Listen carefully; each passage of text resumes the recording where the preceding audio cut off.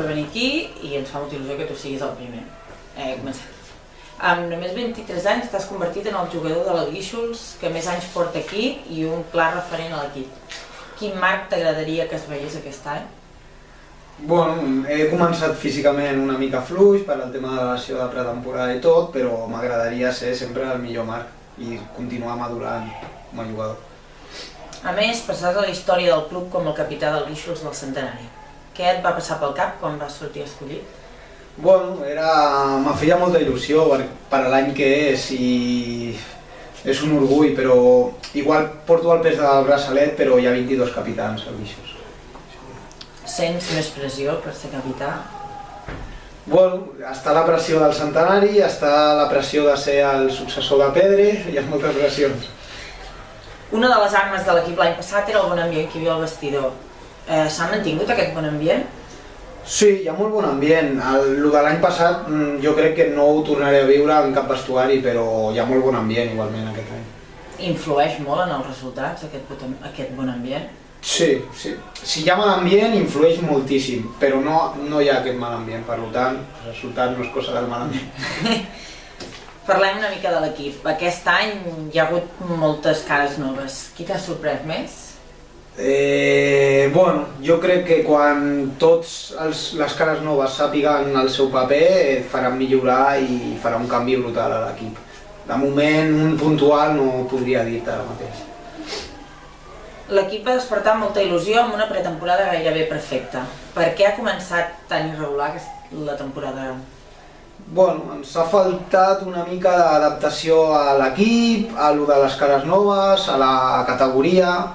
És una categoria difícil i suposo que hem tingut partits d'adaptació. Han afectat el vestidor aquests resultats? Mai són de bona cara amb els resultats, però jo crec que ara mateix estem bé com per lluitar per l'objectiu principal. La setmana passada es va guanyar de manera còmoda el camp d'un rival directe. Us vau treure un pes de sobre amb aquesta victòria? La sensació de guanyar sempre s'esperava, sobretot quan portaven tants partits així. Però més que un pes i un rival directe, en primera catalana tots rivals són directes. Aquesta setmana, diumenge, contra el Sant Cristóbal, actualment últim a la categoria i amb entrenador nou. És clau guanyar aquest partit?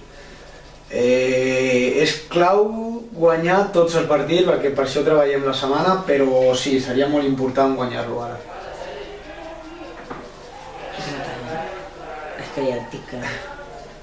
A principis de temporada es deia que estàveu capacitats per estar a la part alta de la classificació. Encara creieu que us mereixeu estar més amunt? Bueno, ojalà acabem la Lliga amb diferència de 15 punts del primer, com estem ara. Així que quedaríem quarts o cinquers.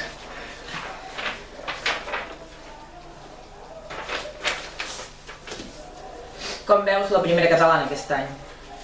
Molt igualada, com l'any passat. Jo crec que la segona volta serà molt diferent de la primera i al transcurs de lo que és la temporada hi haurà moltes variants.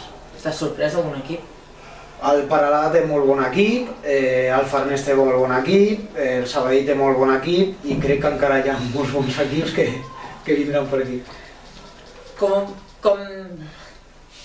hem pogut veure en molts actes, ets un jugador compromès amb el club. Què és per tu el Guíxols? Què significa? Bon, el Guíxols sempre m'ha tractat bé.